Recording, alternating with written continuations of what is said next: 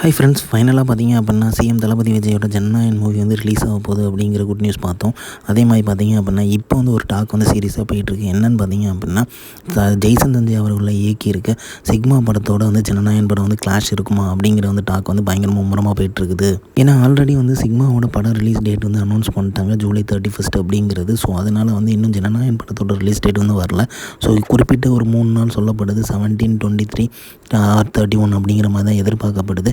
So இந்த டைமில் வந்து ஜனநாயகன் படம் வந்து 31 ரிலீஸ் ஆச்சு அப்படின்னா ஜனநாயகன் வந்து சிக்மாவோட கிளாஸ் ஆகுமா அப்படிங்கிற வந்து எழுப்பப்படுது. ஸோ இதை வந்து தளபதி அவர்கள் வந்து அக்செப்ட் பண்ணுவாரா அப்படிங்கிறது டவுட்டு தான்.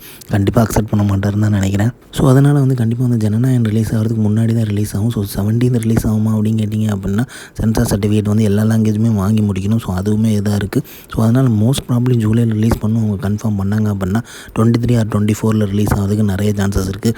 ஏன்னா ஆல்ரெடி வந்து 23 வந்து எந்த படமாவது ரிலீஸ் ஆகிறதுக்கு வந்து புக் பண்ணியிருந்தாங்க அப்படின்னா மேபி வந்து ஜனநாயகன் வந்து 24 அடுத்த நாள் ரிலீஸ் ஆகும். ஸோ கண்டிப்பாக வந்து ஏன்னா மிச்ச எல்லா படத்தையுமே வந்து பாதிக்கும் அப்படிங்கிறது தளபதிக்கு நல்லாவே தெரியும். ஏன்னா வந்து அந்த அளவுக்கு வந்து நம்ம வந்து ஜனநாயகனை வந்து எல்லாருமே பார்ப்பாங்க.